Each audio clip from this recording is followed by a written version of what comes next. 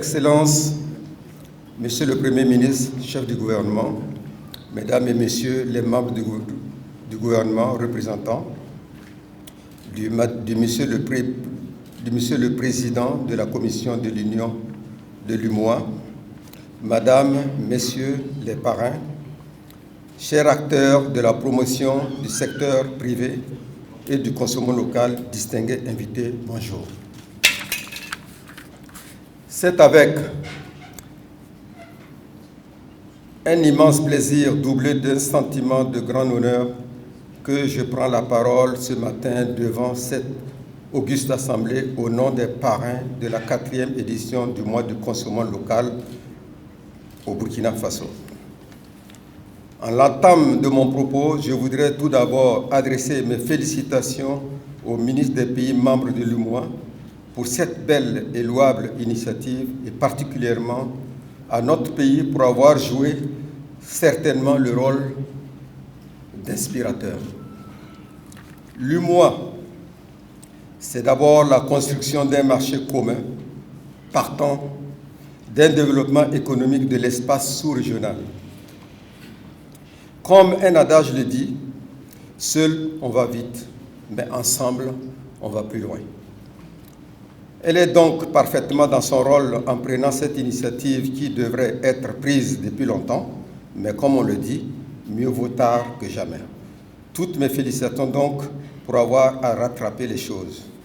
Excellences, Monsieur le Premier ministre et son membre du gouvernement, chers invités, Mesdames et Messieurs. Je voudrais ensuite témoigner ma gratitude à Monsieur le ministre du Développement industriel, du commerce, de l'artisanat et des petites et moyennes entreprises et son équipe pour l'honneur qui nous a été donné, nous désignant parrain de cet important événement. Oui, nous parrains de cette édition, nous sommes fiers d'avoir été associés à cette cause dont la noblesse n'a point besoin d'être démontrée. Le contexte actuel nous procure beaucoup d'enseignements sur ce que renferme réellement le concept de souveraineté d'une nation. De ces enseignements, nous pouvons retenir que le socle de la souveraineté repose essentiellement avoir la volonté et la fierté de compter sur soi-même, accepter et vivre de ce qu'on a, pouvoir subvenir à ses besoins sans compter sur les autres. Un adage de chez nous le dit, dormir sur la natte du tiers, c'est dormir à terre.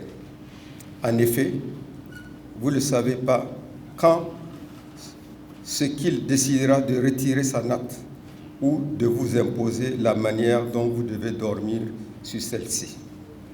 Notre retard actuel s'explique par le fait que nous avons été pendant longtemps éduqués, adulés et raffolés tout ce qui est exotique et à négliger, voire rejeter tout ce qui est à l'origine de chez nous.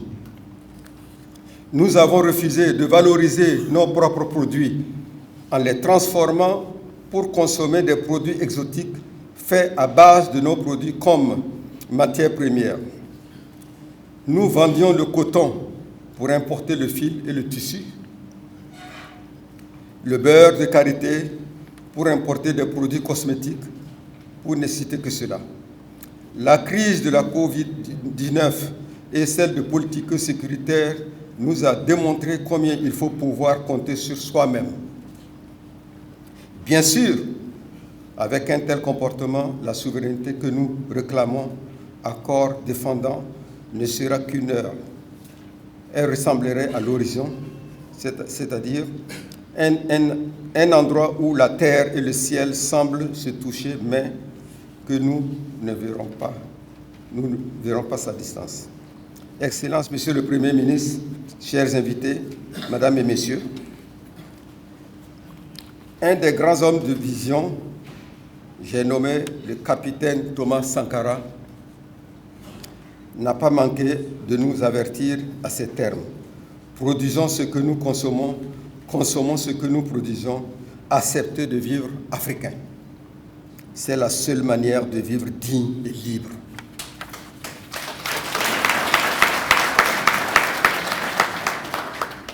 Nous nous réjouissons aujourd'hui de constater que cette interpellation a été enfin comprise. Cette prise de conscience est aujourd'hui incarnée par les premières autorités de ce pays. Nous le constatons à travers leurs actes et les mesures qu'ils prennent et qu'il serait fastidieux de les citer ici tant qu'elles sont nombreuses. Nous vous témoignons notre gratitude et nos encouragements. Merci d'avoir traduit ces slogans en actes concrets.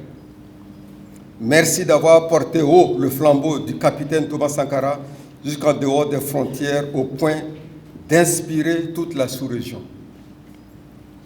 Excellences, Monsieur le Premier ministre, représentant du gouvernement, chers invités, Mesdames et Messieurs, avec l'entrée en vigueur de la zone libre-échange continentale africaine, ZILCAP, il est plus d'urgent de renforcer le dynamisme de notre secteur privé et l'offre nationale des biens et services, que notre pays puisse occuper une place confortable dans ce concert des nations africaines. À ce sujet, nous, parrains, suggérons au gouvernement de prendre les mesures nécessaires pour la création et le renforcement des champions nationaux. Dans les secteurs clés de notre économie, cela pourrait permettre au pays des hommes intègres de créer des bases de sa véritable souveraineté nationale. Excellences, Monsieur le Premier ministre, membres du gouvernement, chers invités, je ne saurais terminer mes propos sans réitérer mes remerciements à Monsieur le ministre du Développement industriel, commerce et l'artisanat et des petites et moyennes entreprises et à son équipe de leur adresser nos félicitations pour la qualité de l'organisation. Au comité d'organisation, je leur exprime mes gratitudes et mes encouragements. En effet, vous avez su mettre les petits plats dans les grands pour donner de l'éclat à cet événement. Nos pensées se retournent en ce moment, particulièrement vers nos forces de défense, de sécurité, les FDS, au prix de sacrifices suprêmes, lutte avec acharnement pour le retour de la paix, tant attendu par nos vaillantes populations. Tous nos encouragements aux autorités de la transition, donc la responsabilité est lourde. Devant ces défis énormes, que Dieu, nos ancêtres, les aide à conduire la barque au bon port. Excellences, Monsieur le Premier ministre, membres du gouvernement, chers invités, Mesdames et Messieurs, je m'en voudrais de clore sans adresser à la Commission européenne une doléance qui me tient à cœur, si vous me le permettez. L'UEMOA étant d'abord une organisation sous-régionale d'intégration économique, il faudrait travailler à dissocier les relations économiques de celles politiques. En effet, les sanctions économiques injustifiées infligées de temps en temps à certains États membres ne feront que détruire l'initiative de promotion du consommation local dans l'espace. Aux infractions politiques, des sanctions politiques, aux infractions économiques, des sanctions économiques, l'économie ne devrait pas être utilisée pour infliger des sanctions aux dirigeants d'un État membre, risque de détruire ce qui est en train d'être construit. Sur ces mots, je me joins à mes coparrains pour souhaiter succès et activité à cette édition du mois de juin. Ainsi, je rends hommage, profite de votre micro, rendre hommage à certaines structures qui ont depuis longtemps travaillé pour la transformation locale FILSA, qui aujourd'hui travaillent arrache-pied pour qu'on puisse avoir le fil disponible et travailler pour ce qu'on appelle suivre le gouvernement dans l'habillement des tenues scolaires. Vive l'UEMOA, vive le Burkina Faso, vive le consommation local, la patrie ou la mort, nous vaincrons.